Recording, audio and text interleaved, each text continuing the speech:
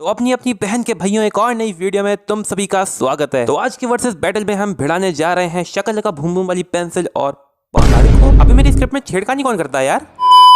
आज का ये वर्सेस बैटल होने जा रहा है डूम्सडे और सन गोकू के बीच में, जहाँ पे हमारे पास एक तरफ है डूम्सडे जो कि अकेले ही पूरी की पूरी जस्टिस लीग इंक्लूडिंग सुपरमैन की जान मारने का दम रखता है, और इसके अपोनेंट में एक ऐसा सैयन है जिसने अपनी पावर्स के दम पर अलग अलग यूनिवर्सेस के गॉड ऑफ डिस्ट्रक्शन को भी खड़े होकर उसे इज्जत देने पे मजबूर कर दिया। और वैसे यार अगर तुम वीडियो देख रहे हो ना तो वीडियो में जाके अभी कमेंट कर दो कि इन दोनों में से आखिर कौन जीतेगा। और अगर तुम्हें इन दोनों बीइंग्स की पावर्स एंड एबिलिटीज के बारे में नहीं पता तो इस वीडियो को एंड तक देखो। और अगर तुम्हें इन दोनों की पावर्स के बारे में पता है तब भी वीडियो को एंड तक देखो, वीडियो में तुम्हें बहुत ही मजा आने वाला है आगे।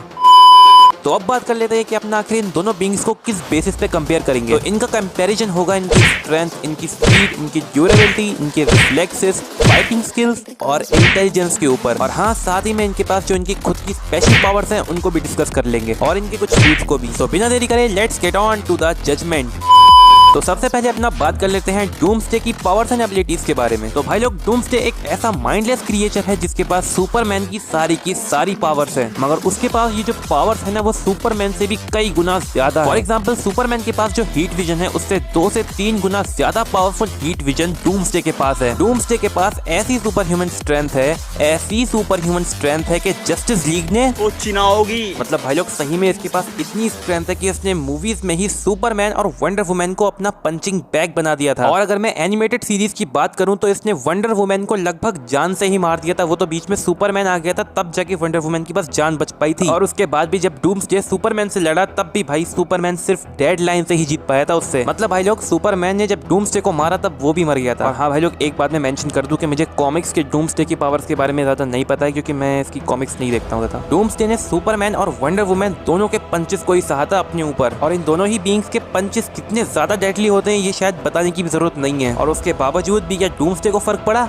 अजय घंटा। यहाँ तक कि न्यूक्लियर मिसाइल का भी इसके ऊपर कोई असर नहीं हुआ था, उल्टा उसने तो इसे और भी ज्यादा पावरफुल बना दिया था। और अगर तुम्हें ये भी कम लग रहा है तो इसने एनिमेटेड सीरीज में आधी से ज्यादा जस्टिस लीग, जिसमें Batman, Green Lantern, Aquaman, Cyborg, Martian Manhunter जैसे बीइंग थे, उन सबको बड़े ही आसानी से पेल दिया। और इतना सब कुछ करने के बाद भी इसे जरा सा भी फर्क नहीं पड़ा। फिर जब डूम्सडे की फाइट वंडर वुमन से हुई तब इसने उसके पंचेस को बहुत ही आसानी से रेजिस्ट किया था। और इन सब के बीच में बस सुपरमैन ही था जिसके पंचेस और हीट विजन का इस पे थोड़ा सा असर हुआ था, मतलब थोड़ा सा ही बस। डूम्सडे को हर्ट करने के लिए तुम्हारे पास बस 3 ही तरीके बनते हैं। या तो तुम्हें डूम्सडे से ज्यादा स्ट्रॉन्ग बनना पड़ेगा, वरना फिर तुम्हारे पास क्रिप्टोनाइट या फिर कोई गॉडली वेपन होना जरूरी है, तभी जाके डूम्सडे की स्किन को हर्ट किया जा सकता है। और साथ में ही इतना भारी भरकम शरीर होने के बावजूद इसके जो स्पीड और रिफ्लेक्सेस है ना वो वंडर वुमन और सुपरमैन की स्पीड को राइवल करते हैं। और एनिमेटेड सीरीज में तो ये इतना फास्ट है कि इसने फ्लैश को भी मूव होते हुए देखा और उसे पेला भी है। तो भाई समझ सकते हो उसकी स्पीड और रिफ्लेक्सेस कितने अच्छे हैं। डूम्सडे के पास है एनर्जी एब्जॉर्प्शन की पावर, जिसका यूज करके वो अपने आप को बैटलफील्ड में इवॉल्व करता रहता है। साथ में ही अपनी बॉडी से अनलिमिटेड अमाउंट ऑफ एनर्जी को एमिट भी कर सकता है, जो कि इतनी पावरफुल होती है कि आसपास का इलाका उससे आराम से डिस्ट्रॉय हो जाएगा। मेरे ख्याल से तुम सबको एक आइडिया हो ही गया होगा कि डूम्सडे की पावर आखिर किस लेवल की है। तो इससे हटकर अपना बात कर लेते हैं इसके अपोनेंट सन गोकू के बारे में और जानेंगे कि आखिर इस काइंड हार्टेड सैयन की पावर्स में कितना दम है। अगर अपना बात करते हैं गोकू की, तो गोकू एक सैयन है और सीरीज में हमें ये दिखाया गया है कि सैयन्स की कोई भी लिमिट नहीं होती है। ये लोग जितना ज्यादा ट्रेनिंग करते हैं इसी के हिसाब से इनकी पावर्स एंड एबिलिटीज उतनी ही ज्यादा इवॉल्व होती रहती हैं। अगर बात करें गोकू की, तो गोकू के पास है insane amount of super human strength, जिसका प्रदर्शन अपने सीरीज में बहुत बार देखा है। फिर चाहे वो ट्रिलियंस ऑफ टन्स को लिफ्ट करने की बात हो, या फिर ऐसे काफी ज्यादा हैवी वेटेड बंडल्स को पहनकर सिर्फ और सिर्फ एक फिंगर से पुशअप करने की, या फिर पहला ऐसा बीइंग बनने की जिसने अपने यूनिवर्स के गॉड ऑफ डिस्ट्रक्शन को भी उसकी पावर यूज करने पे मजबूर कर दिया था। मैं उन्हीं गॉड ऑफ डिस्ट्रक्शन की बात कर रहा हूँ जो कि फिंगर के सिर्फ एक ही टैप से आधे प्लेनेट को खत्म कर सकते हैं। और एक ऐसे गॉड को अपनी 70% पावर यूज करने पे मजबूर कर देना गोकू की one of the best feet में से एक है। जब ये दोनों गॉड्स आपस में लड़ रहे थे तब इनसे निकलने वाली जो शॉक वेव थी वो प्लैनेट्स को डिसइंटीग्रेट कर रही थी। अगर अपना बात करते हैं गोकू की ड्यूरेबिलिटी के बारे में, तो सीरीज में गोकू की जो ड्यूरेबिलिटी है वो काफी ज्यादा इनकंसिस्टेंट रही है। कभी एक बार ये बंदा प्लैनेट्स को डिस्ट्रॉय कर देने वाले पंचेस को बड़े ही आसानी से सह जाता है, तो कहीं पे ये नॉर्मल सी एक लेजर बीम से भी नॉकआउट हो जाता है। कभी एक बार ये ब्लैक होल को भी ओवर पावर करने में कामयाब हो जाता है। हाँ, अर्थ का कोई भी वेपन गोकू के ऊपर यूज करना एकदम फालतू है, लेकिन हाँ सिर्फ इस सुई को छोड़ के, क्योंकि भैया इसकी बहुत बुरी फटती है इससे। बात करें इसकी स्पीड एंड रिफ्लेक्सेस के बारे में, तो गोकू अपना सिर्फ और सिर्फ बेस फॉर्म में ही स्पीड ऑफ साउंड के बैरियर को बड़े ही आसानी से क्रॉस कर लेता है। बहुत ही शॉर्ट रेंज में भी ये गन से फायर हुई बुलेट्स को काफी आसानी से डॉज कर लेता है और उन्हें पकड़ भी लेता है। गोकू अपनी स्पीड से ही काफी सारी अपनी आफ्टर इमेजेस को भी क्रिएट कर सकता है और उसने ऐसा सीरीज में बहुत बार किया भी है। सबसे बड़ी बात, इसने ये सारे के सारे काम अपने बेस फॉर्म में ही किए हैं, कोई भी साइयन ट्रांसफॉर्मेशन नहीं, कोई भी गॉड ट्रांसफॉर्मेशन नहीं। अगर मैं बात करूं गोकू की कुछ स्पेशल एबिलिटीज के बारे में, तो गोकू के पास है बहुत सारे साइयन ट्रांसफॉर्मेशन और गॉडली ट्रांसफॉर्मेशन, जैसे कि super Saiyan 1, super Saiyan 2, super Saiyan 3, god red, God